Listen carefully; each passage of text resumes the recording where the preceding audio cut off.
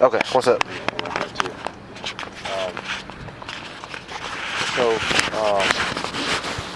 Whenever you go to get a pickup order or a warrant, do you have to file an affidavit with that as well? I don't know about pickup orders because that's not something we do. That's handled usually through DHR. We don't do any pickup orders, and I've never done one. Yeah. On a warrant, what we have, of course, the INO report, like y'all saw, and then we have to do what's called a deposition that goes along with the INO. Okay. And it's, from what it seems like it's a little different in some different places.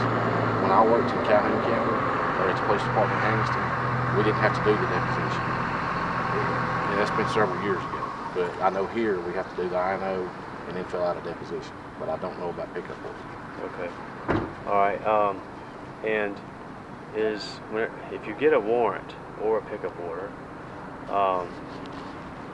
in Alabama, is a judge supposed to sign that, or can they stamp it? I'm not sure about that. I personally have never seen a judge that stamped one. Yeah. But I don't know if, I know there's other documents that can be stamped, but that I don't know. That would have to be somebody that was higher up the chain. Well, I know in Georgia they can't. I know in Georgia that it has to be signed to show that it's officially done by a judge, you know? I personally have never had a judge to stamp anything. Yeah. Like on search warrants and stuff, they've always signed it. Right. But there again, I don't know the answer to that as far as what you absolutely can and can't do. Okay, now if you have a pickup order and or a warrant, and it's an original pickup order and or warrant, and hey, buddy, how you? if you have that original warrant where you got a copy from here at the courthouse, but then you have a copy from the hospital where the signature is exactly the same, where if you put it up to each other, look, you can tell it's stamped. And then the writing underneath it says room 207, which is obviously here. But then on one of the pickup orders, like the one from the hospital, the writing is a little bit smaller, and you can tell the difference. Well, why would there be two different pickup orders? Original, like there's a law. Yeah, I thought I saw something. But there again, that I don't know because I don't deal with pickup orders. Well, if you all right, so how about with the warrants? Is it ever a custom in any other cases or processes that you have original warrant within another warrant for the same charge? Yeah, for the same pickup or the same. What we do is when we get a warrant, the original will stay with the courthouse, and then we'll get copies and take with us. So, but it should be the same copy though. Yeah, on our warrants they are. Yeah. Because what we do is, like, if I came up here to get a warrant on you, I would get the warrant. It would all be typed up. They would sign it, and then I would sign it as a complainant. And then I would take it in there to the copier machine and just make me a copy that I could have at the office. Okay. But they would keep the original normally stays with the courthouse. Okay, so so let's say just a social worker, if they had to have a pickup order at the hospital to pick up our child, they would have to have a copy of the original. There again, I don't deal with pickup orders, so I'm not sure exactly what you are or aren't supposed to have. But warrants, I can tell you about pickup orders. I don't mess with them. I mean, and I don't mean to sound contrite. It's just that's not something that I've ever done is messed with or gotten a pickup order. That's normally done through DHR. Now, is a pickup order a warrant or is it not? I don't think that it's a warrant per se. That would be something the attorney would have to answer. Because I know that there's I've been doing a lot of study on research because on law because I had to because we have been violated, but I've also had what they classify themselves as sovereign citizens trying to come in and use our innocence as a dart to come after any type of legal matter because they're trying to make a statement or they got some type of vendetta or whatever's going on. Yeah. I don't agree with them, but I also don't agree with like a tyrannical process where people are using the government as a weapon from the inside. That's not right either. So to me, both sovereign citizens and the tyrannical government, they both look immature to me, and it's not right to be doing either one of them. But I guess what I'm trying to say here is that how how can a judicial system presume you to be a commerce individual that is in jurisdiction of statutes? I'm not sure what you're asking. Okay. I don't know what all is going on with the case with your child. Yeah. All right. Like I've told you before, I was at part of the hearing up here. I was here because for courthouse security. The only thing that I'm dealing with that I know about as far as y'all are concerned is the assault that y'all filed a complaint. That's what I'm working. Anything else beyond that, you'll have to talk to a judge because I don't know. Okay. I'm working the case that y'all filed with us. Everything else is out of my hands. Well, what I've learned is that there's two courts. There's equity court, and then there's actually law, common law, however you want to say it. Whenever you injured somebody, but this family law thing is, I mean, I can understand why we can go in and trying to help children that are actually being violated, or their parents are beating them, or whatever it may be. But whenever it's used for trying to convert people into a certain way of living, that's not right. That's trying to convert them into the belief of statutes. But ultimately, I mean, under the Constitution itself, we should be protected from those things, and you shouldn't have to be presumed as a commerce individual. But what happened in our case is that we were put under extreme stress and duress by false accusations at the hospital, and false accusations on a pickup order and a petition. It says that there was no parents, and there we were at the hospital with our child. And then under duress and fear, we come here to try, and we think that it's just going to be something as simple as it's a mistake of identity, because they thought that we were these two other individuals or human traffickers. So we come here, we come upstairs. We find the room, we're bombarded by a lawyer, Argo, that we never called, we never asked for. Well, what our plans was we were going to walk into court and we were going to state that, find out exactly what they were claiming us of and what the problem was, and claim us as just being a man and a woman that was just following the Creator. That was it. That's what we were doing. Okay. None of that has anything to do with it. It has nothing to do with Sheriff's Department. I can't help But it kind of does, though. No, it kind of does. Yeah. All right, I have to go by what this judge says, and we had this conversation the other day when you were at the Sheriff's office. Yeah. If a judge gives me an order, I have to follow it. The sheriff can't overrule a judge. He can't just go get your child back. We have to have a court order. But a judge is for the commerce way of life. Commerce? I don't know what you're talking about. All right, I'm not following that part of it. But what I'm telling you is, the Sheriff's Department has nothing to do with the child being picked up, the child still being in DHR custody. That we're not in that at all. I'm working the case that's all fine. That's the extent of my involvement.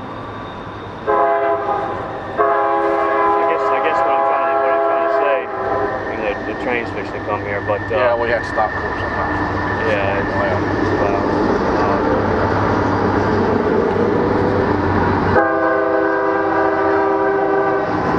The law is very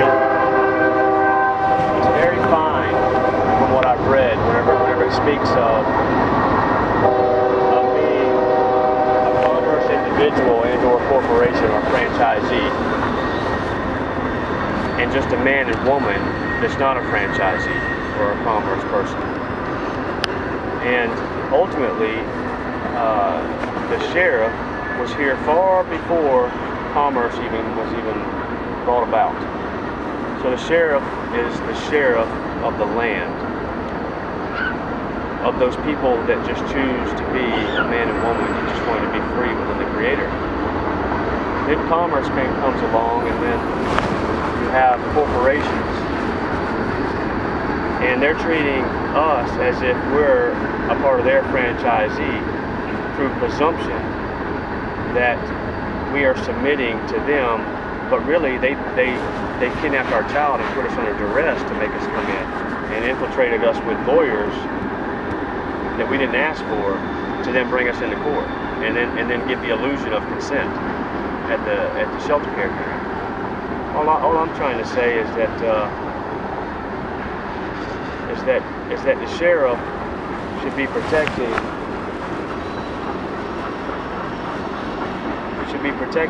the people that if they have a right to where if we just want to live in a natural state rather than a commerce way. I'm driving a car now, yes, that's because I've been brought back into it and having to deal with all of this. But I don't want to. We just want to be, free and live as close to nature as we can, and that should be our inalienable right. And I guess that's all I'm saying is. But if we don't have a pathway for people that are awakening to not wanting to be in a possession-filled environment, then we destroy the love of God. There again, I'm not getting a theological discussion. We answer to the judge, the sheriff's department. The sheriff can't do anything without a court. Everything else has to do with the HR. We're not in the middle of that. The best thing that you could do is, I think personally, is to go find you a lawyer of your choice who is used to handling cases involving children. If you're not happy with the ones the court will appoint, obviously you have the right to go find you a lawyer. I think that would be the best bet, is to get you a lawyer that knows about. But a lawyer, their allegiance is to the bar. That's the only problem. That's just my opinion. If that's not what you want to do, by all means, you don't have to do that. But I can't do anything without court. All right, I guess. All right, where is it in evidence or facts that the policies and/or statutes apply to my family? I guess is a better way of saying it. There again, that's a better question for a lawyer. All right. Well, I guess that's what I'm gonna have to do. I guess at the next court hearing. We can't get a lawyer because we don't consent to any of this.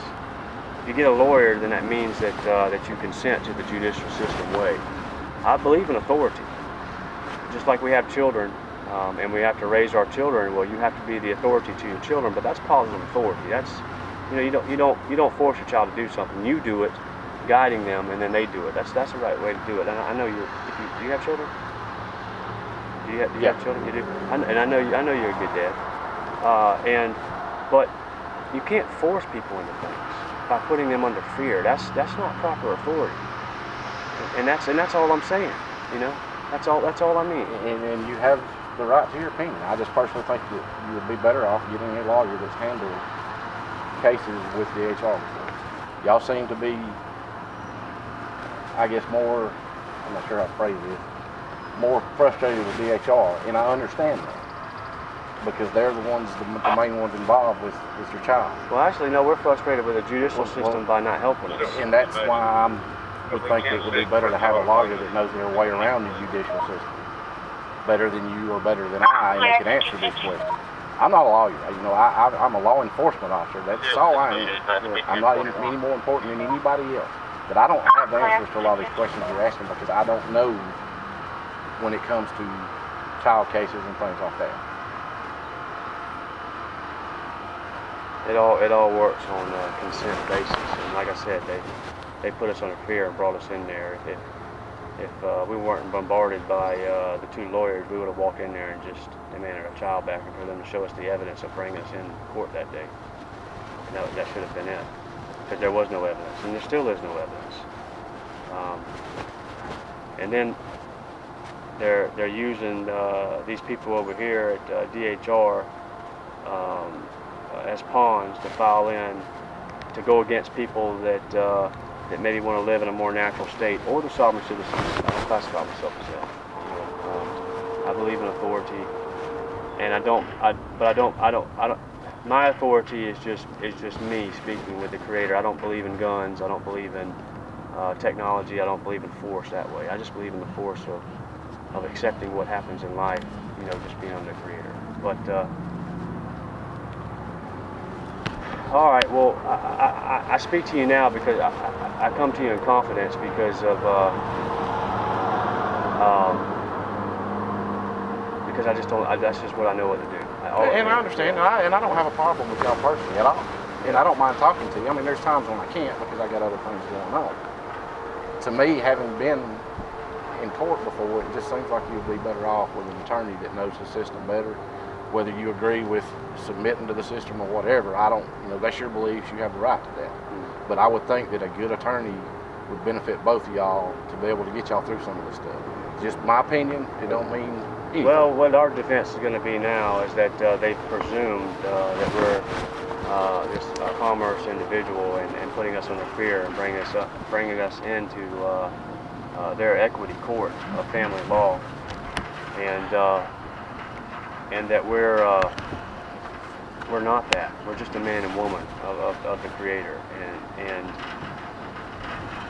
and that the very fact that they've called us into a civil courtroom means that they're presuming that we're not man and woman of the Creator, which is false. And the very fact that they've taken our son like they have, they're calling him property, and that's wrong. Yeah, that's not right to do that either.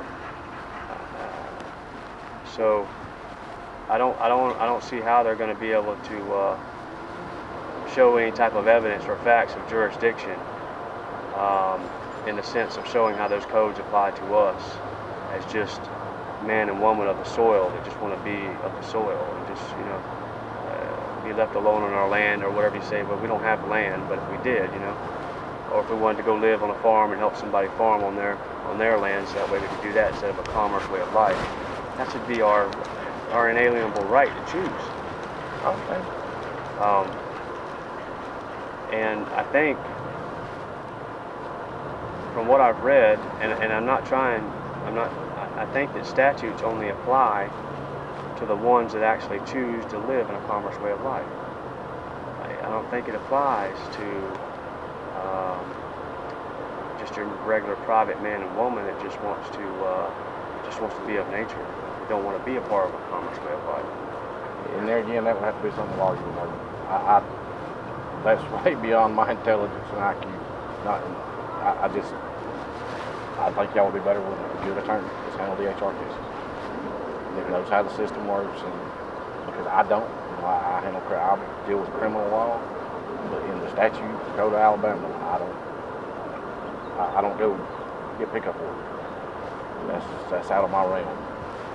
Now, if we're given a pickup order, yeah, then we have to enforce it. But that's not something that the sheriff's department does. Well,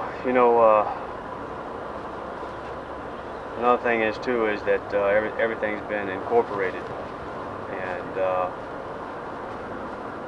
if you look up DHR, they're a private organization. They get federal funding, so they're actually a state agency and federal agents, acting as federal agents.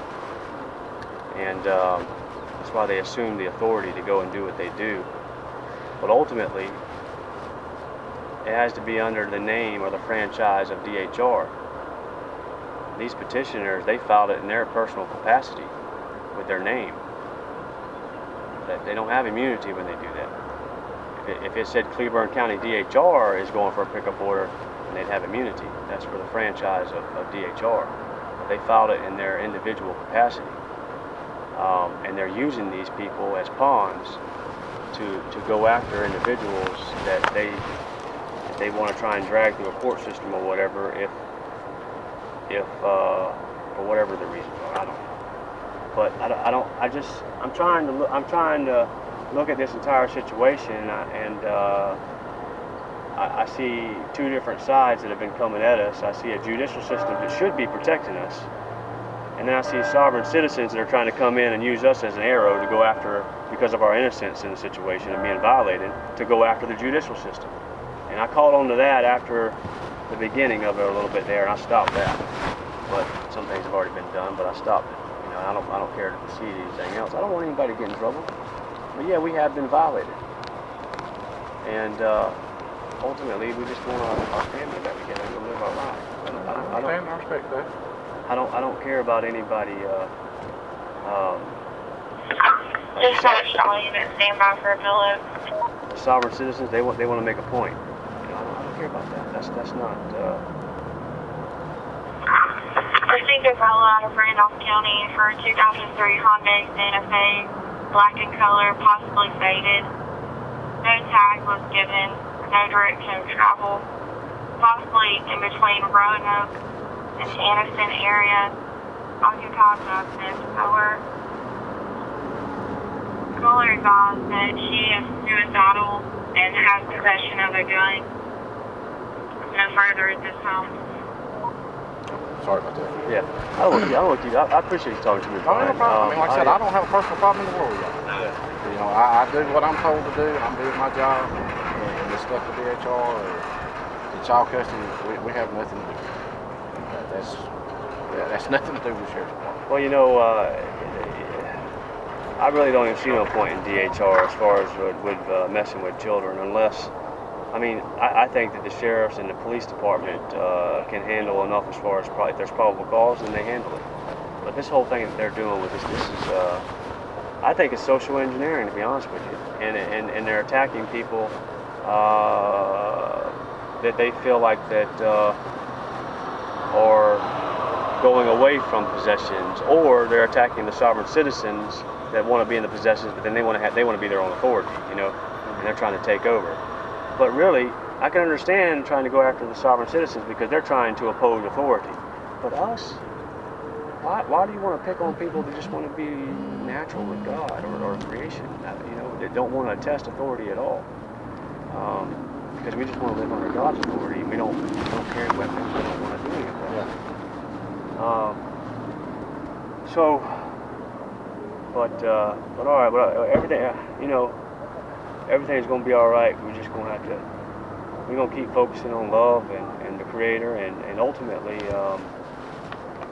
in court, I'm just going to demand that they show us evidence or facts that they have jurisdiction over our family. Because you can't presume jurisdiction over our family, and if they say, well, because you gave an address, well, that address came from attorneys that came in on us, and amongst other things that happened on the outside where people were trying to set us up to get us an address, and I figured that out too, because it gives jurisdiction in statute form. But ultimately, even if you have an address, there's still no actual law that says, as a man and a woman, that somebody can just claim jurisdiction over your family unless you've injured someone. If you've injured someone, then yeah, I mean, there's common law for that. But if you haven't injured someone, then nobody can really claim jurisdiction over you. You can't just do that unless a person is consenting to the statute way of life. But ultimately, I don't know.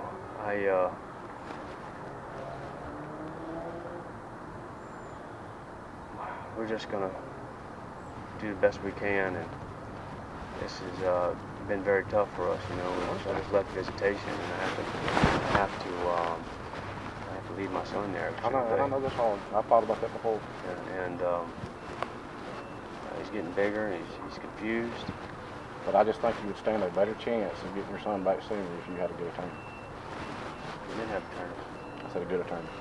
Well, and I don't know who y'all's attorneys are. I'm just saying. Kirby was supposed to be a good attorney. Whether you want to submit to the system or not, to me, if you've got an attorney that can help y'all, in my mind, that's going to be the quickest route to getting y'all's child back.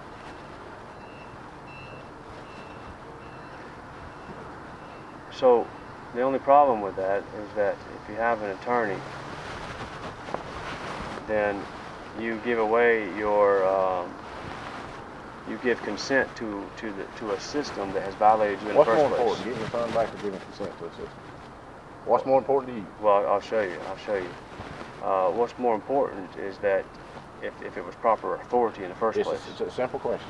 What's more important to you, getting your son back or worried about submitting to a system? Well, no, it's not about submitting. That's what I'm trying to tell you. What's more important? What it is that the submission is to wrongful authority. That's what I'm trying to say. What's more important, getting your child back or submitting to wrongful authority? Well, having my child is what's important, but the most important thing is that our child should have never been taken wrongfully in the first place. That's all. You have an opinion on that, and I understand that. But we're past that. Right. So I would think if the most important thing for you to do is getting your child back, you would get a good attorney and not worry about submitting to a system. My opinion, my opinion doesn't mean anything. That's just my opinion. like I said, the problem with doing that is that then you consent, and then they can have their way with you. And I can't jeopardize that anymore because it's already gone on too long. It's already gone this far. If there was any good in anybody here, our child would have already been home. So these people is playing for keeps now.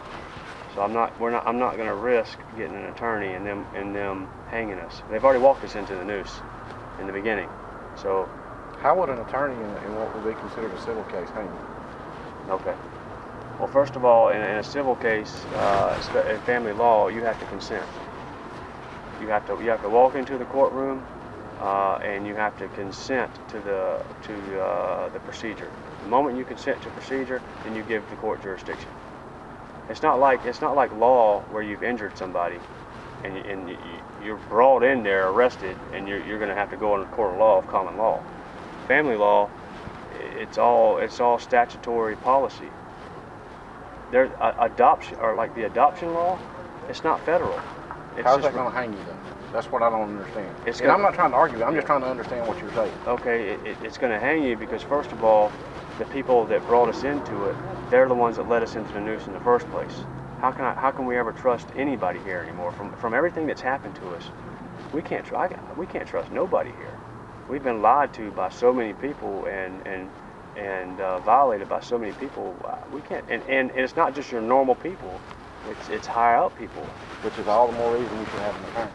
That's just it. The attorney works for them. The attorney, no attorney is going to do political sabotage, and we can't go find another attorney somewhere else to help us because we've already tried that because they say that the powers that be told them to back off, and we don't have money to go pay one. You can't find an attorney outside of Cleveland County that ain't never fought with a DHR case? Yeah, well, no. They'll say they'll take it, but then they come in and then they say the powers that be told them to back off, and or they're trying to tell us to submit. Who are the powers that be? I don't know. That's what two of the lawyers told us that we contacted. But from around here or from somewhere else? Out of the city. And one of them, a third of them, Lisa, we thought that she was going to help us, but she ended up trying to get us to submit to everything, and she completely changed her direction. What you doing? All right.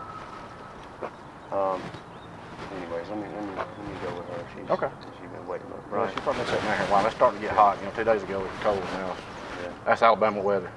One day it'll be snowing, the next day it's tornado. All right, buddy, y'all be careful.